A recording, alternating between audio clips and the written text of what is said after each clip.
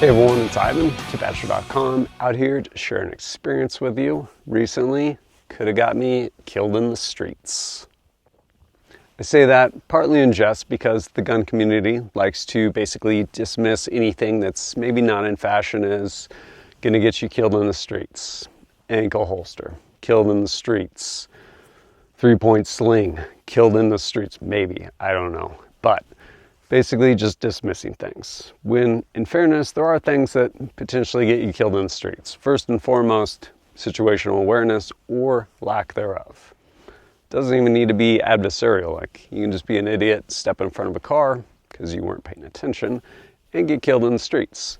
But when it comes to potentially a firefight, there are some things that potentially can get you killed in the streets, which really usually come down to training. So to illustrate the point, my buddy and I, well, a couple buddies, we were at a shoot house and going through some runs, doing live fire runs.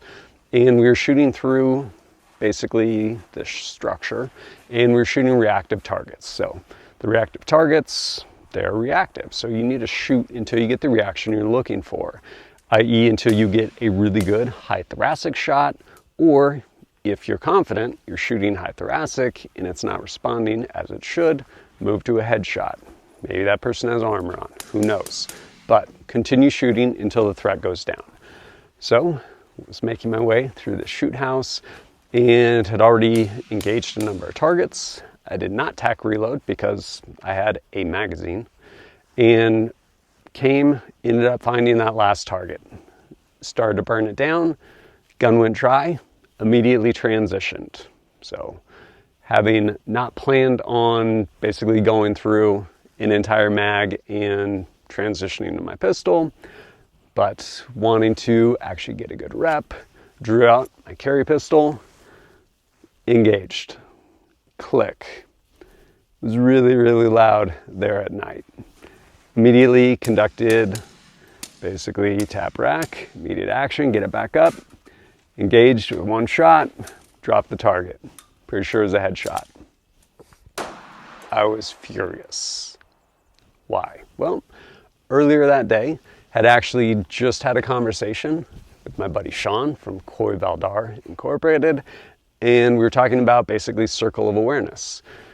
The idea that I've adopted from my buddy Bill Rapier from Amtech Shooting of basically how do I phrase that? Essentially knowing the status of your tools that you have on you. So a very deliberate way of loading and making ready, like initially when you first arm up in the morning, or whether it's with your rifle, anything, but circle awareness and very deliberately knowing that to the best of your ability, that your tools are gonna work when you potentially need them to work. So there I was out there just training, but I was like, hey, my gun went dry, and it's really easy to be like, oh, hey, we're all out here pretending, oh, well, I guess I'm done. I'm like, no, like if you have the ability, continue, finish it out. And I'm like, oh, okay, well, whatever, I'll burn some carry ammo. Drew out, click. After engaging that target, I did not have a magazine to get my primary back up, so ended up clearing out the rest of the house with my carry pistol. Once it was done, we indexed, immediately went back. I'm like, where's that round? And yeah, right. That was the round that was chambered. Well, this is the round that was chambered in my pistol that I would have relied on if I ended up getting into some sort of engagement. And I looked down, sure enough, there was a primer strike, but not enough. Hard primer.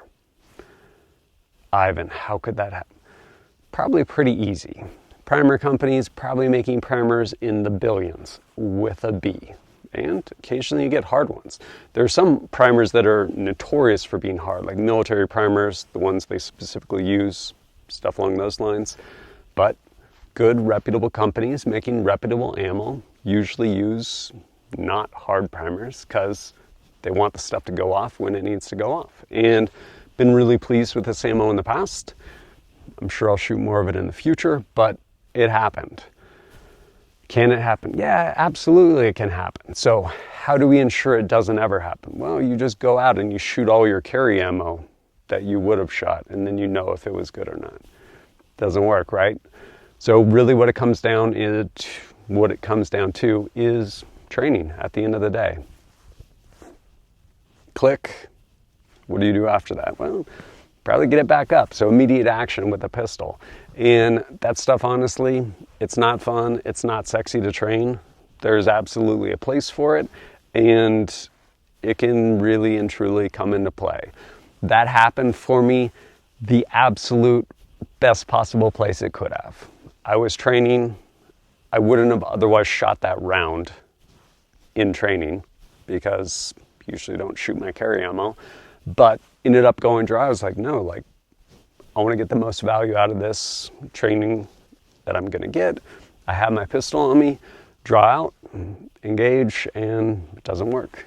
Immediately clear it, fire, finish it, and then continue clearing the house with the pistol. And yeah, there was some value in that for me. If nothing else, just to reiterate the importance of some of those things that are not fun and not sexy to train, like clearing malfunctions. But that is my story about this round, and fortunately not getting killed in the streets. So Ivan, what bullet manufacturer is this? What should I look for in defensive ammo? Blah, blah. Look at outside of probably 2020, maybe 2021, we are in the heyday of amazing, reliable ammo. One, bullet design. There's tons and tons of great stuff out there as far as terminal performance and components too. I will say the last year or so, both on the component side and depending on the manufacturer side, there's been some QC wanting. But for the most part, good manufacturers are using awesome stuff, and their stuff works really well, by and large. You can have things like this, one-off. It's a freak occurrence, absolutely. If I put it back in my gun, will it shoot next time? Yeah, maybe, but I needed to shoot that one time. So, as far as ammo selection, make the best choice you can and go with what you got. Biggest thing is making sure it actually functions in your pistol. Some bullet designs are not very conical, so depending on your feed ramp, may end up hanging up, things along those lines. Just make sure it functions. And make sure you work those malfunction drills, because it could potentially keep you, potentially keep you from getting killed in the streets. Go run somewhere else. But that right there is my experience working out the best way it possibly could have. And if you appreciate my content and want to support it, I greatly appreciate it. Whether it's going over to kitbadger.com, picking up stickers, KBAT target pads, things like that, or you can pick up shirts from Teespring or Ballistic Ink. All of that stuff supports me, helps me go out, create more content for you. But as always, thanks for joining us at kitbadger.com. Look forward to seeing you next time.